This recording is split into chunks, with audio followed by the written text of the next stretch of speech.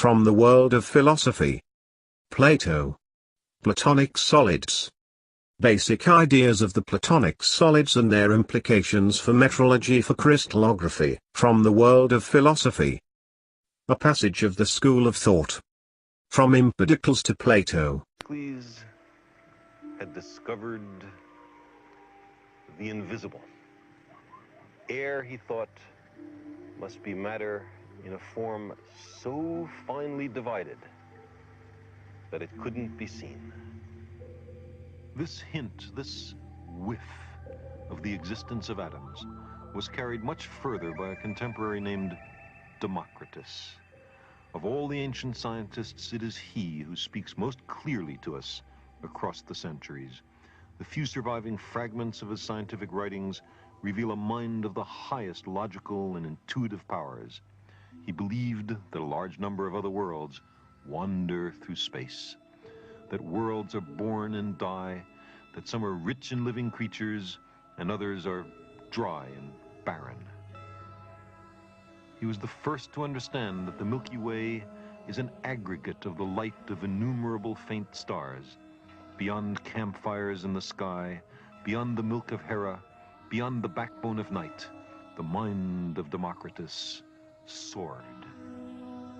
You see, Ionia was also the home of another, quite different intellectual tradition. Its founder was Pythagoras, who lived here on Samos in the 6th century BC. Pythagoras seems to have been the first person in the history of the world to decide that the Earth was a sphere. Perhaps he argued by analogy with the moon or the sun. Maybe he noticed the curved shadow of the Earth on the moon during a lunar eclipse. Or maybe he recognized that when ships leave Samos, their masts disappear last.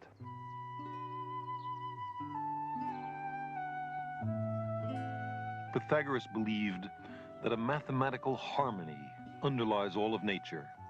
The modern tradition of mathematical argument, essential in all of science, owes much to him. And the notion that the heavenly bodies move to a kind of music of the spheres was also derived from Pythagoras. It was he who first used the word cosmos to mean a well-ordered and harmonious universe, a world amenable to human understanding.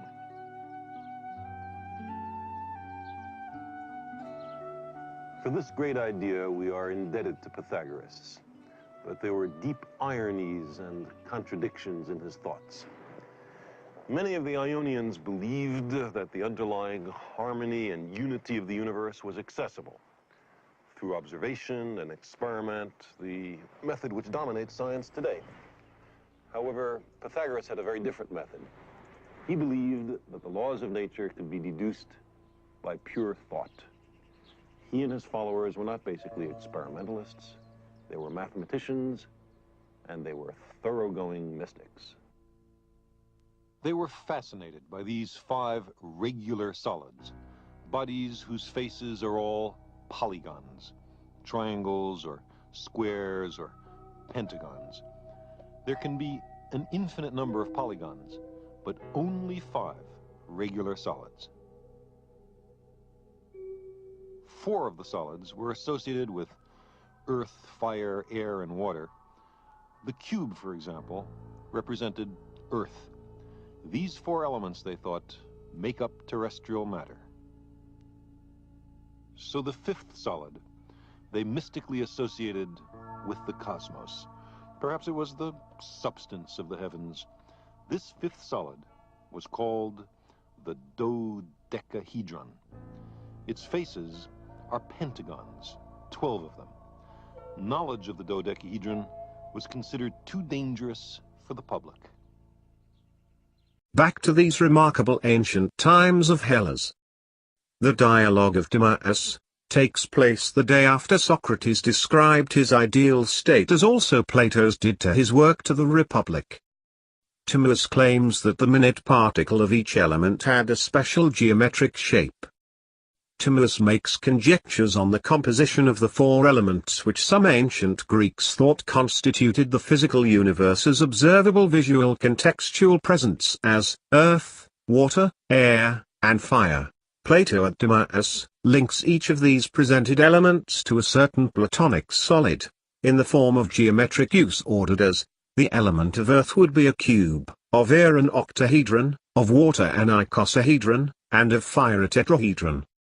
The orientation as faces of each element could be broken down into its component right-angled triangles, either isosceles or scalene, which could then be put together to form all of physical matter. It is interesting to point here that in today's computational world, the graphical digital representation shape calculation projection is based to these fountain essays of the geometric triangulation representation of shapes. Examples could be found in every graphical process units in computation.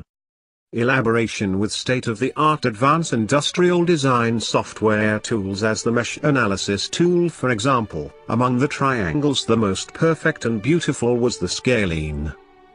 The Platonic solid fifth element is the dodecahedron, whose faces are not triangular and which was taken to represent the shape of the universe as a whole. Possibly because of all the elements it most approximates a sphere, which Timaeus has already noted was the shape into which God had formed the universe.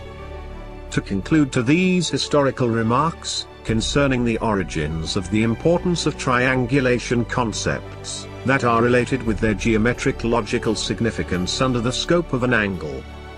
That is a valuable concept tool for understanding the final part of the dialogue of Plato for Timaeus, as addressing issues concerning the creation of humans, including the soul, anatomy, perception, and the transmigration of the soul, where Plato in the Myth of Er chapter book concludes its significance, as it is the last chapter book written for the Republic. The concept of goniometer derived from two Greek words, gonia, meaning angle, and meteron, meaning measure. Goniometer was the end up to an instrument tool that meant to transform in the years ahead our ability to extract angle measurements on various scales of matter, guiding us to the formation of the science of crystallography. Crystallography is the experimental science of determining the arrangement of atoms in the crystalline solids, see crystal structure. The word crystallography derives from the Greek words crystal and cold drop, frozen drop, with its meaning extending to all solids with some degree of transparency. And grapho means I write. In crystallography, goniometers are used for measuring angles between crystal faces. They are also used in X-ray diffraction to rotate the samples. The groundbreaking investigations of physicist Max von Laue and colleagues into the atomic structure of crystals in 1912 involved a goniometer. In surface science, an instrument generally called a contact angle goniometer is used to measure the static contact angle, advancing and receding contact angles, and surface tension. The first contact angle goniometer was designed by Dr. William Zisman of the United States Naval Research Laboratory in Washington, D.C.